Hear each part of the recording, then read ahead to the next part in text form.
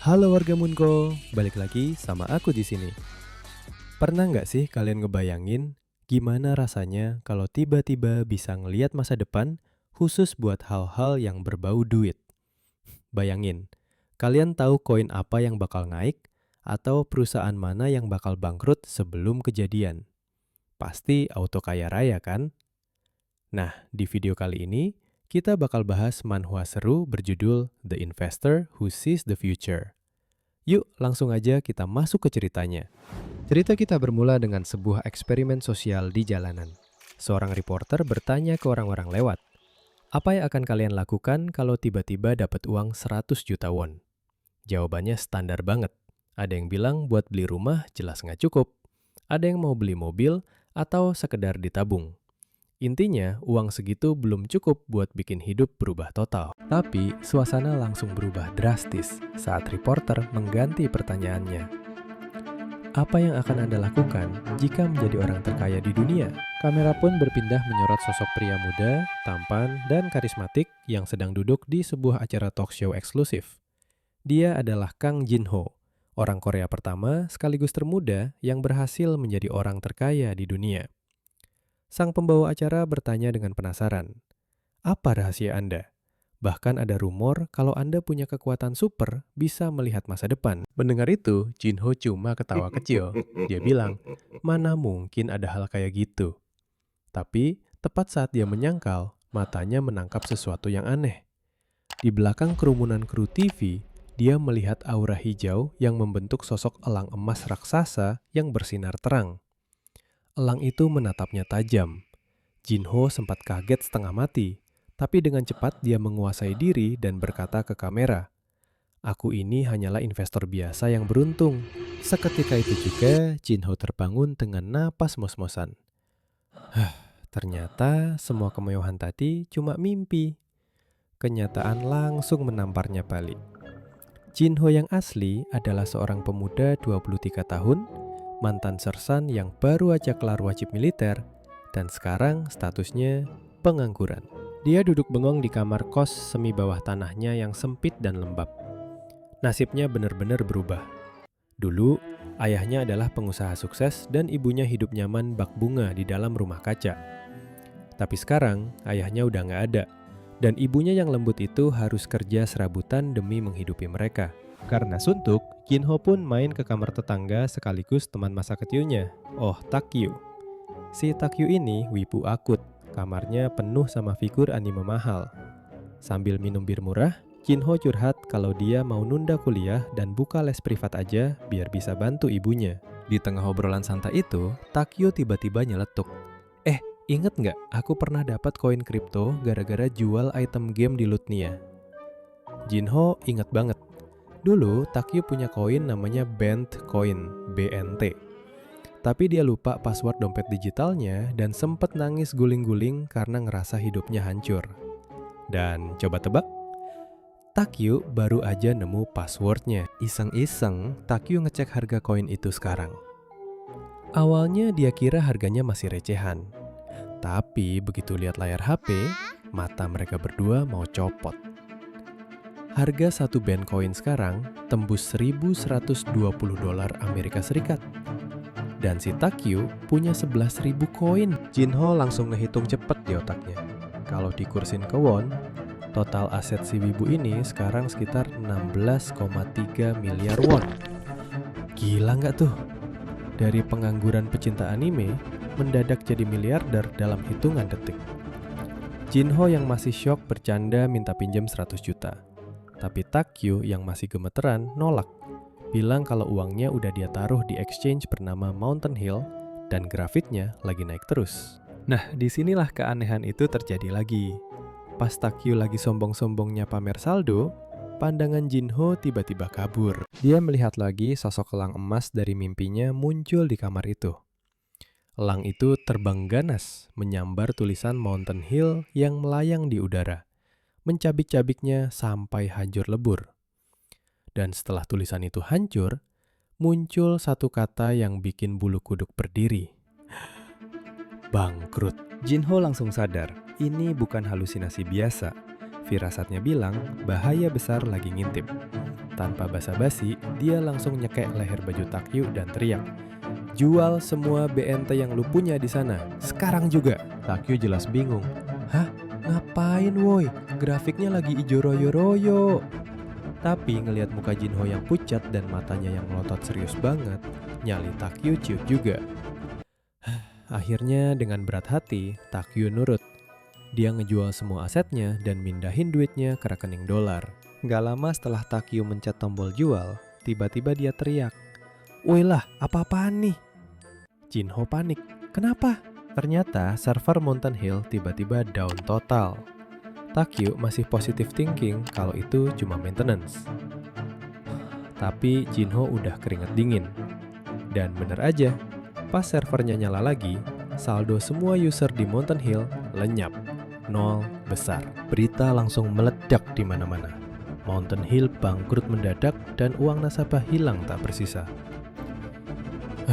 Takyu lemes, kakinya nggak kuat nopang badan. Kalau aja dia telat beberapa menit, atau kalau aja dia nggak dengerin Jinho, uang 16 miliar won itu bakal angus jadi debu. Di akhir momen yang menegangkan itu, Jinho menatap tangannya sendiri dengan tatapan nggak percaya. Mimpinya, penglihatannya, semuanya jadi nyata. Dia bergumam dalam hati, "Sepertinya aku bisa melihat masa depan." Berawal dari kilas balik 1 tahun yang lalu, saat Jinho masih menjalani wajib militer di pasukan mortir. Di tengah latihan yang sangat tegang, mata Jinho tiba-tiba menangkap sesuatu yang aneh. Sosok elang emas raksasa yang sama dengan yang ada di mimpinya muncul dan bertengger di dahan pohon. Jinho bingung karena cuma dia yang bisa melihat elang itu. Sementara teman di sebelahnya merasa tidak ada apa-apa. Seketika, insting Jinho berteriak bahaya. Dia melihat bayangan visual ledakan yang mengerikan. Tanpa pikir panjang, dia langsung teriak sekuat tenaga, "Tiarap!" Dan benar saja, sedetik kemudian, duar! Mortir KM-188 meledak di tempat latihan. Berkat teriakan insting Jinho, dia dan teman-temannya berhasil selamat dari maut. Disinilah Jinho sadar bahwa penglihatannya akan aktif secara otomatis saat nyawanya dalam bahaya. Kembali ke masa sekarang di kamar kos sempit, Jinho menceritakan kejadian itu kepada Taekyu. Sebagai wibu garis keras, Taekyu langsung percaya 100% dan menganggap itu adalah kekuatan super nyata. Tapi, Jinho langsung mengubah suasana jadi serius. Dia mengingatkan Taekyu soal 1000 pen koin milik Jinho yang dulu dititipkan saat mereka main game bareng. Artinya, sekitar 1,48 miliar won dari total uang Taekyu adalah hak milik Jinho. Taekyu sempat pura-pura bego, tapi setelah Jinho mengancam akan membakar semua koleksi figurin istri-istri 2D-nya, si wibu ini langsung menyerah kalah. Akhirnya terungkap kalau Taekyu ini sebenarnya pintar banget. Dia mahasiswa ekonomi Universitas Korea yang sudah menyiapkan rencana cerdik untuk mendirikan perusahaan cangkang bernama OTK Company di Pulau Surga Pajak agar mereka tidak perlu membayar potongan pajak yang gila di Korea. Tak lama kemudian ponsel Jinho bergetar. Notifikasi bank masuk. Saldo rekeningnya bertambah 1,24 miliar won. Jinho sampai gemetar memegang HP-nya. Dengan semangat sebagai orang kaya baru, dia langsung pergi ke mall mewah untuk belanja dan berniat menyuruh ibunya berhenti bekerja. Namun, saat sedang asik berjalan, Jinho melihat keributan di sudut mall. Ada seorang wanita muda kaya yang sangat sombong sedang memaki-maki petugas kebersihan hanya karena sepatunya terkena sedikit air pel. Wanita itu menghina dan menyuruh si petugas kebersihan berlutut untuk minta maaf. Jinho awalnya berniat untuk menegur, tapi langkahnya langsung terhenti. Jantungnya serasa copot saat melihat wajah petugas kebersihan yang sedang nunduk ketakutan itu. Mata Jinho terbelalak, bibirnya bergetar hebat. Ternyata, bibi yang sedang dihina habis-habisan itu adalah ibunya sendiri. Darah Jinho mendidih, hatinya hancur melihat ibunya diperlakukan seperti itu di depan matanya sendiri. Jinho benar-benar terpaku. Di depan matanya sendiri, ibunya yang selama ini dia kira bekerja di pusat panggilan, ternyata menjadi petugas kebersihan di mall dan sedang dihina habis-habisan. Wanita sombong itu terus membentak, menuntut ibunya untuk berlutut atau mengganti sepatu mahalnya yang terkena air pel dengan mulutnya sendiri. Manajer mall yang ada di sana pun bukannya membela, malah ikut menyudutkan ibu Jinho agar segera meminta maaf pada nona pelanggan tersebut. Darah Jinho mendidih. Dia langsung maju dan menarik tangan ibunya agar berdiri. Ibunya yang ketakutan mencoba menyangkal hubungan mereka agar Jinho tidak ikut dipermalukan. Tapi dengan tegas, Jinho mengaku di depan semua orang bahwa dia adalah anak dari wanita tersebut. Dia menatap tajam wanita sombong itu dan bertanya, seberapa besar masalahnya sampai harus menyuruh orang tua berlutut? Wanita itu dengan angkuh pamer kalau sepatunya berharga 600.000 won. Tanpa banyak bicara, Jinho langsung mengeluarkan tumpukan uang tunai senilai 600.000 won dan menyodorkannya ke muka wanita itu. Dia bilang, ambil uang ini dan minta maaf pada ibuku. Atau pakai sepatu itu dan pergi tanpa sepeser pun uang ganti rugi. Karena merasa malu ditonton banyak orang yang merekam kejadian tersebut, wanita itu akhirnya terpaksa menggumamkan kata maaf, mengambil uangnya dan pergi dengan penuh amarah. Tapi Jinho belum selesai. Dia memberikan peringatan keras kepada sang manajer. Pastikan sepatu itu diambil dari wanita tadi. Karena itu sudah kubeli dengan uangku sendiri. Kalau besok sepatu itu hilang, aku akan melaporkannya sebagai pencurian. Bahkan saat wanita itu masih sempat-sempatnya menghina dari jauh, Jinho dengan santai membalas kalau dia memang tidak butuh sepatu sampah itu dan akan membuangnya ke tempat sampah, sambil mengejek wanita itu dengan sebutan tante. Setelah drama berakhir, Jinho membawa ibunya pergi.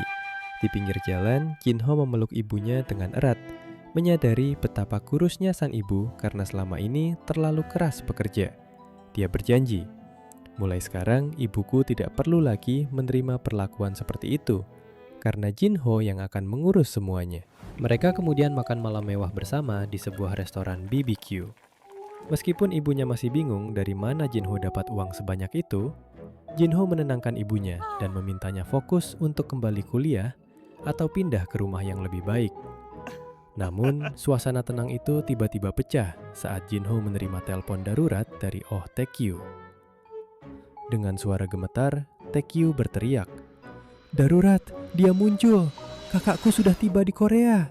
Ternyata, sosok yang bikin si Santai Taekyu gemetar ketakutan adalah Oh Hyunju, kakak perempuannya yang super tegas dan bekerja sebagai manajer di bank investasi ternama IB Global.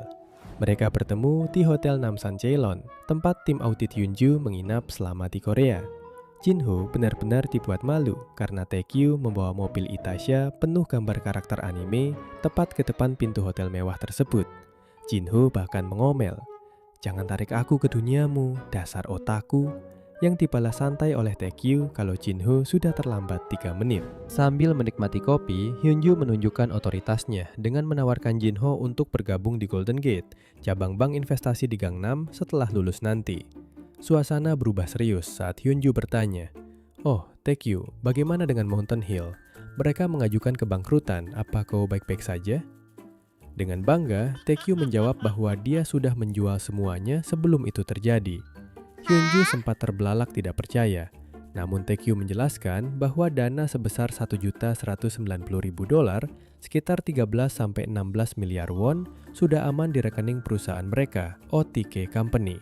Melihat adiknya punya uang sebanyak itu, Hyunju memberikan kartu nama kontak manajer Golden Gate di Gangnam agar dana tersebut bisa diurus dengan baik di rekening domestik. Hyunju juga memberitahu bahwa dia akan tinggal di Korea selama 10 hari untuk mengaudit perusahaan yang akan diakuisisi. Di tengah obrolan, Hyunju menerima telepon soal jadwal rapat OPEC. Disinilah momen lucu terjadi saat Taekyu mencoba sok tahu. Taekyu bertanya, "OPEC, itu singkatan dari Oil Factory kan?" Jinho membatin. Untung saja dia tahu kalau factory dimulai dengan huruf F. Hyunju mengkoreksi, "Bukan, itu adalah organisasi negara pengekspor minyak." Hyunju menjelaskan bahwa pasar dunia sangat pesimis dan memprediksi rapat akan gagal mencapai kesepakatan pengurangan produksi, yang bisa membuat harga minyak anjlok di bawah $50 per barel. Namun Jinho bertanya, "Bagaimana jika kesepakatan tercapai?" Yang dijawab Hyunju bahwa harga akan melonjak, meski kemungkinannya sangat kecil. Tiba-tiba, boom! Jinho kembali melihat elang emas dan tulisan api supranatural di depan matanya. Kesepakatan pengurangan produksi oleh OPEC. Jinho menyadari bahwa prediksi seluruh ahli keuangan di dunia itu salah total. Scene berpindah ketika Jinho dan Taekyu di jalan raya untuk pulang ke rumah. Di dalam mobil saat perjalanan pulang, Jinho langsung mengatur strategi gila. Jinho bertanya, "Berapa saldomu sekarang?" Taekyu menjawab, "Masih tersisa $11.932.000 dan sekitar $673.000 adalah bagianmu." Jinho menyeru, "Kita beli minyak sekarang." Taekyu bingung. "Kau mau simpan minyak di mana? Pakai drum di rumah?" Scene berpindah ke kamar Taekyu.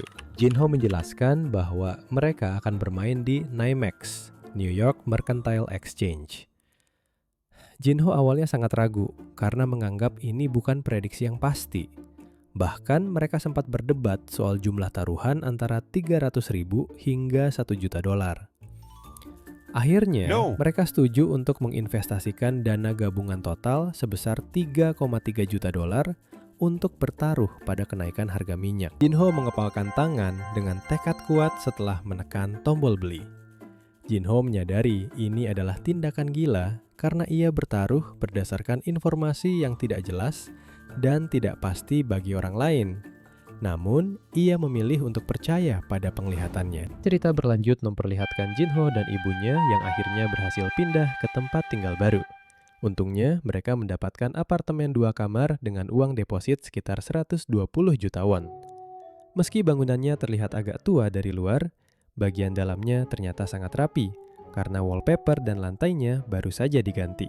Jinho bertanya kepada ibunya, "Apa ibu suka rumahnya?" Dengan wajah berseri-seri, ibunya menjawab, "Tentu saja, ada 2 kamar dan cahaya matahari masuk dengan baik. Ini bagus sekali." Melihat senyum ibunya, Jinho merasa lega. Namun dalam hati kecilnya ia bergumam, "Kalau aku mengeluarkan lebih banyak uang, mungkin aku bisa dapat rumah yang lebih bagus."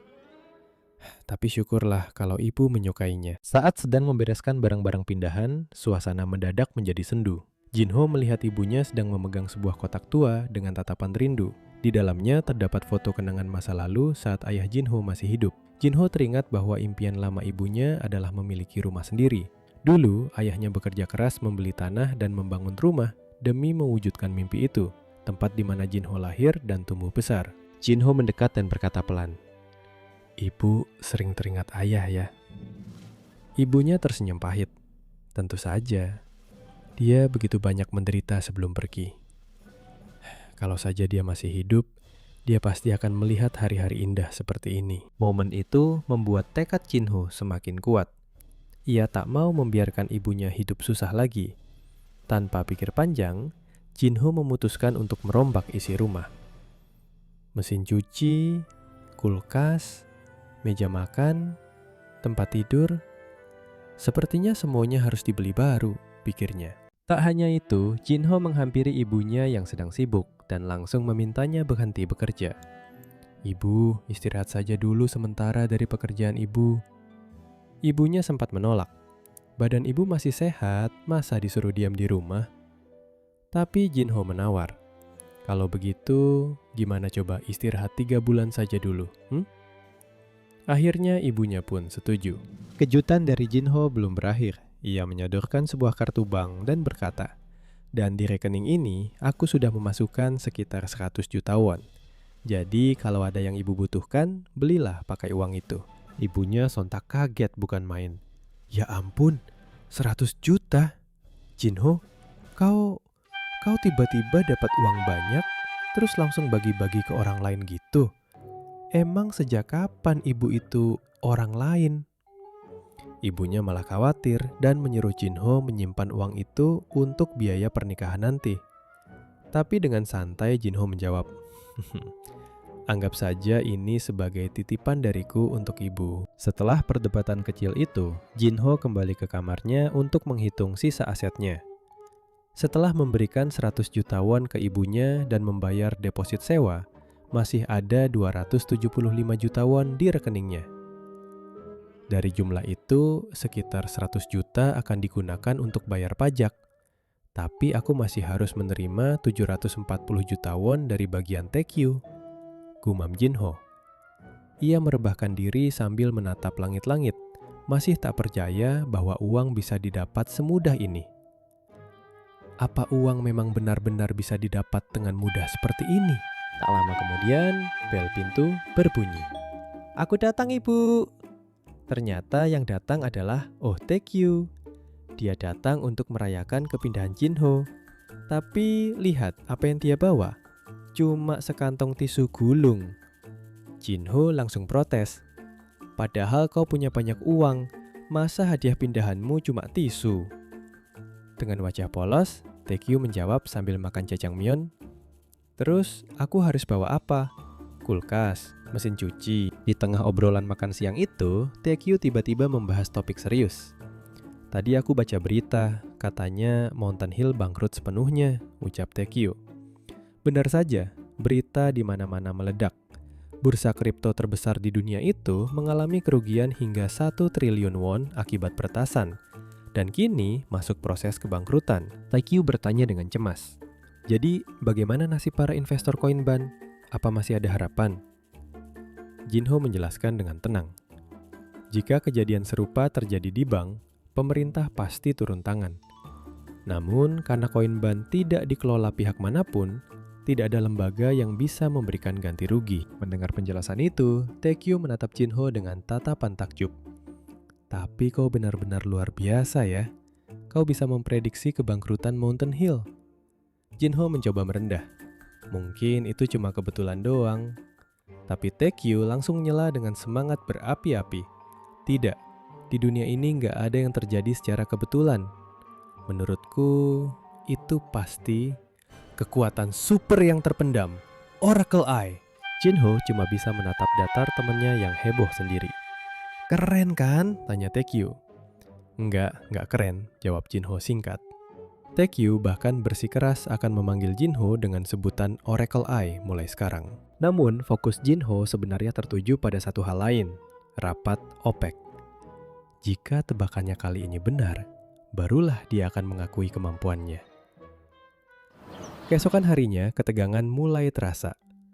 Jinho dan Taekyu menunggu hasil pengumuman OPEC di kamar Taekyu. Jinho menatap layar monitor dengan cemas. Grafik menunjukkan warna biru alias turun. Harga sudah turun 3% dari titik beli. Kami sudah rugi 100 juta won, dan kerugian masih bertambah. Batin Jinho panik. Ia mulai meragukan dirinya sendiri. Apa aku salah perhitungan? Taekyu yang melihat Jinho gelisah mencoba menghibur. "Kita punya Oracle Eye kan? Besok kita pasti tahu jawabannya." Untuk mengalihkan rasa stres, Jinho malah main game simulasi kencang. Saking stresnya, dia sampai berhalusinasi di dalam game. Menang lotre 1,24 miliar won, lalu tiba-tiba jatuh miskin lagi 10 tahun kemudian. Imajinasinya benar-benar kacau karena tekanan mental menunggu hasil investasi. Tiba-tiba lamunannya buyar. Taekyu berteriak keras. "Jinho, woi, bangun deh. Hasil rapat OPEC sudah keluar." Jinho langsung melompat dari kasur. "Apa?" Mereka segera mengecek berita di ponsel. Judul besar terpampang jelas. Berita, OPEC menyetujui pengurangan produksi besar-besaran. Bahkan negara non-OPEC juga ikut serta. Jinho berteriak, "Akhirnya berhasil. Mereka menyetujui pengurangan produksi." Jinho langsung bertanya, "Berapa harga WTI sekarang?" Layar ponsel menunjukkan angka fantastis, $73. Hanya beberapa menit setelah pengumuman, harga minyak langsung melonjak lebih dari 20%. Listrik statis seolah menyambar tubuh Jinho saking senangnya. "Coba buka rekeningmu, jual semuanya aja," perintah Jinho. Setelah posisi ditutup, Taekyu bertanya dengan napas memburu. "Berapa yang kita dapat?" Jinho melihat angkanya. $630.000. Jinho menghitung konversinya ke won. Dalam visualisasinya, tumpukan uang itu setara miliaran won. Kalau gitu, bagianmu sekitar 600 juta won, totalnya jadi 800 juta kan? Uang yang masih harus kuterima dari Taekyu sebesar 740 juta won, kini jadi 800 juta won. hitung Jinho cepat. Jinho merasa lega luar biasa sampai jatuh terduduk di lantai. Semua orang pasti berpikir begitu setelah menang, pikir Jinho. Tapi yang lebih penting, ini sudah yang ketiga kalinya. Entah itu berhasil atau gagal, Mountain Hill bangkrut atau tidak, pengurangan produksi disetujui atau tidak. Taekyo menyadari sesuatu yang besar. Kalau cuma 1 atau 2 kali mungkin kebetulan. Tapi ini sudah yang ketiga kalinya, itu artinya... Di panel terakhir chapter ini, kita diperlihatkan pemandangan yang sangat epik. Taekyo yang sedang duduk di lantai menatap punggung Jinho. Dan di mata Taekyo, ia melihat aura seekor elang emas raksasa yang gagah berdiri di belakang Jinho. Taekyo bergumam dengan takjub. Prediksimu benar-benar akurat. Cerita berlanjut di kamar kos, di mana Taekyo masih tidak percaya dengan apa yang baru saja dia dengar. Dengan mata melotot, dia berseru bahwa penglihatan masa depan Jinho itu asli. Taekyo merasa ini seperti mimpi dan bertanya apakah Jinho punya kekuatan super seperti pahlawan di film kartun. Taekyo mulai berteori bahwa di zaman modern, kemampuan fisik seperti terbang atau kekuatan penghancur sudah bisa digantikan teknologi. Tapi kemampuan memprediksi masa depan dengan akurat adalah sesuatu yang bahkan AI tercanggih pun tidak bisa melakukannya.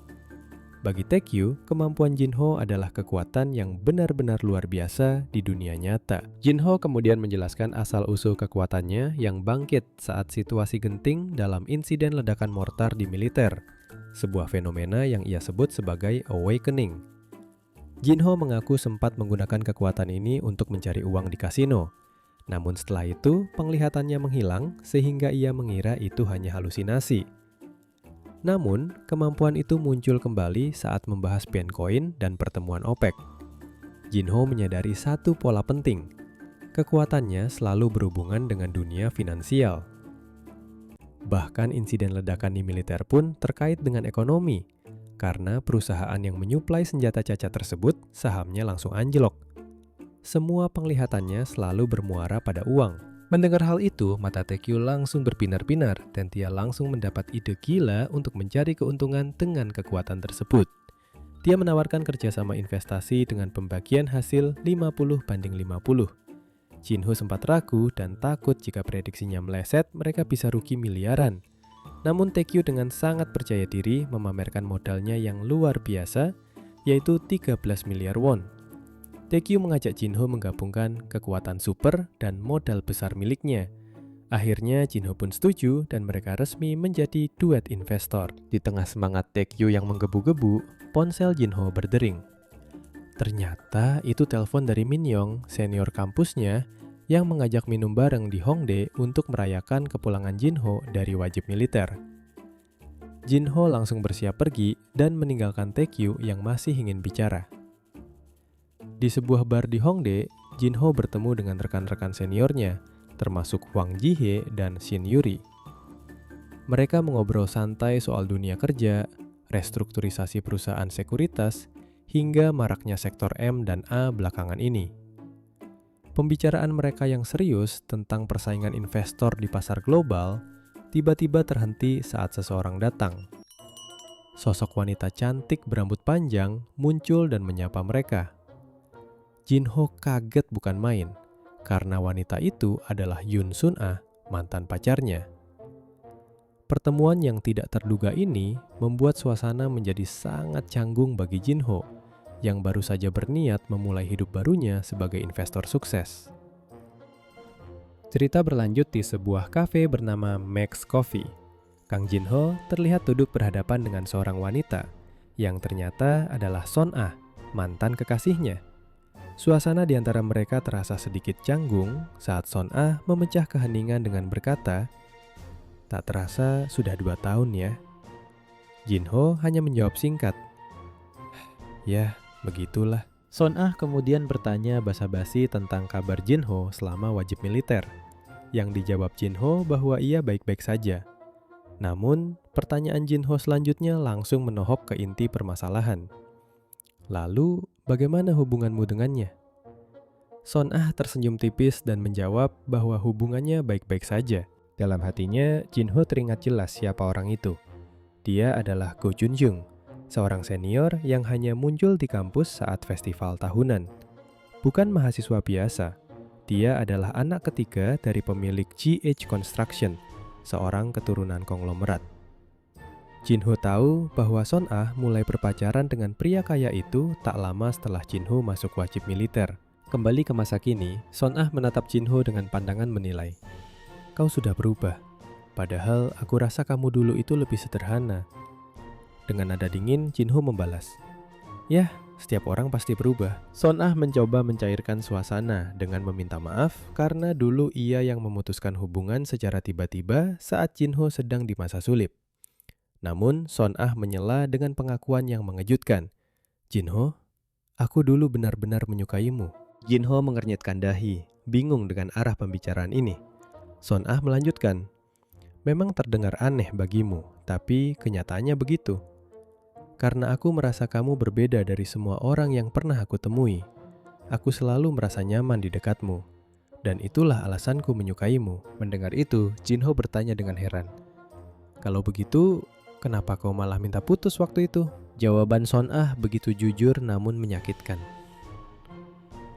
Aku cuma mengambil kesempatan yang datang padaku. Kesempatan untuk bisa jadi kekasihnya anak cebol. Dia menjelaskan bahwa tujuannya hanyalah untuk meraih mimpinya. Saat Jinho bertanya, mimpi macam apa yang dimaksud, Son Ah tidak menjawab detail dan memilih pamit pergi. Jinho sempat menahannya dan berteriak meminta penjelasan. Son Ah pun berbalik dan mengucapkan satu kata yang membekas. Kesuksesan. Sepeninggal Son Ah, Jinho merenung sendirian di meja kafe. Pikirannya melayang ke 2 tahun lalu. Bahkan sebelum pemakaman ayahnya, keluarganya sudah kehilangan rumah. Son Ah mengakhiri hubungan dan meninggalkannya begitu saja. Sementara ibunya harus bekerja keras sendirian. Namun nasib kini berputar. Pada waktu itu, mereka mendapatkan bantuan 12,4 miliar won dari Taekyu, ditambah 13 miliar won lagi dari hasil investasi yang baik. Sebentar lagi, uang dalam jumlah fantastis itu akan datang ke tangannya. Jinho bergumam sambil menatap gelas minumannya. Sebuah kesuksesan ya. Apa sebenarnya arti kesuksesan itu? Tak bisakah aku menganggap 13 miliar won itu sebagai sebuah kesuksesan? Malamnya, Jinho yang mulai mabuk duduk sendirian. Tiba-tiba ia melihat sosok elang roh itu muncul lagi di hadapannya dengan aura menyala. Apa kau mau minum juga? Tanya Jinho pada burung itu. Masa depan macam apa yang akan kau tunjukkan padaku kali ini? Tiba-tiba pandangannya berputar dan scene berpindah ke kos Taekyu. Jinho datang dan mengguncang tubuhnya yang sudah teler. Oi, Taekyu, cepat bangun. Taekyu menjawab, kalau kau mabuk, pulang aja sana. Dalam keadaan setengah sadar dan penuh emosi, Jinho malah meraih tangan Taekyu dengan erat. Taekyu kaget dan berteriak, ah, apa yang kau lakukan? Dengan mata menyala penuh tekad, Jinho berseru, karena aku sudah paham, ayo kita jalankan bersama. Sukses! Taekyu yang tidak mengerti apa-apa hanya bisa panik melihat kelakuan temannya itu. Keesokan paginya, Jinho terbangun di kos Taekyu dengan kepala yang sakit luar biasa, rasanya seperti mau pecah. Ia melihat Taekyu sedang asik bermain game sambil makan burger.